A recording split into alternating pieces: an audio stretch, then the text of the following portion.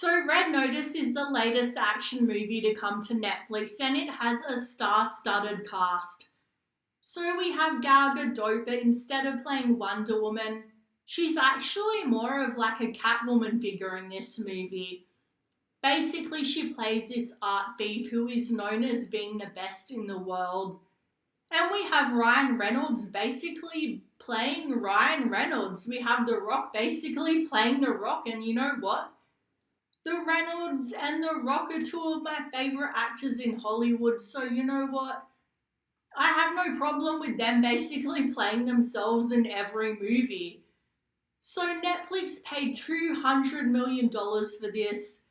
This was a massive production with multiple filming locations. And it's also coming out in cinemas, so obviously Netflix had a lot of faith in this movie. So did their faith pay off?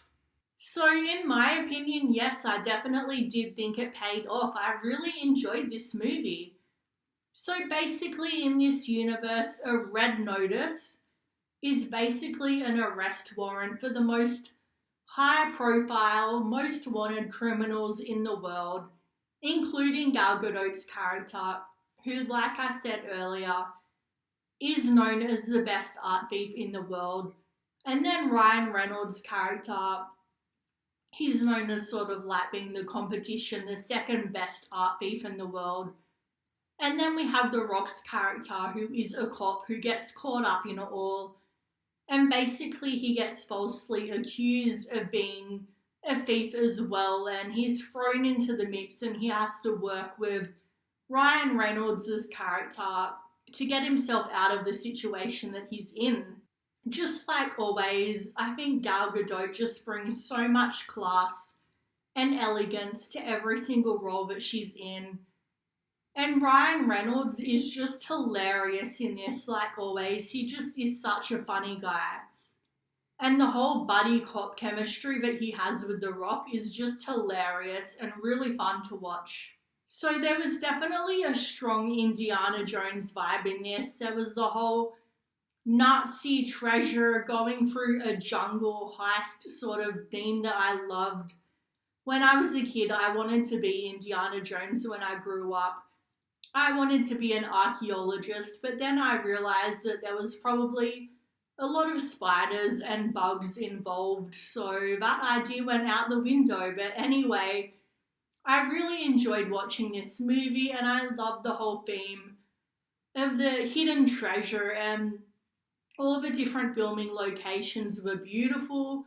My only complaint would really be that there was such a brief period of time in Egypt, and as someone who loves Egypt, I would have really liked to see them focus more on that, because basically the whole plot line of the movie was that they're trying to find these 3 eggs that belong to Cleopatra, the Egyptian princess, I think it was.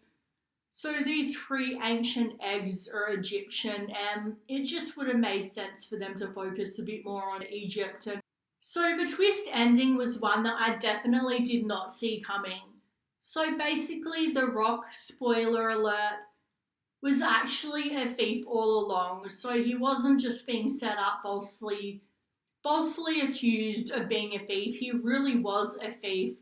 So he was a partner of Gal Gadot's character, I forget her name, but they called her the Bishop. So they were both the Bishop. They were working together. And this completely catches off guard Ryan Reynolds' character. He is completely surprised. But then in the end, they end up teaming up for another mission, and it starts like it's setting up a sequel in Paris. So that would be really interesting if they do have a sequel. I would definitely watch that. And we also had Ed Sheeran. So at the wedding scene at the end of the movie, so basically there's this Egyptian billionaire who wants to get these 3 eggs so that he can give them to his daughter on her wedding. And we have Ed Sheeran at the wedding, and yeah, I love some Ed Sheeran, so that was definitely a good part of the movie. So I really enjoyed this movie. I would probably give it a 7 out of 10. So let me know in the comments down below what you thought of it. And please subscribe if you want to see more videos from me, like, comment, all of that stuff. Thanks, guys.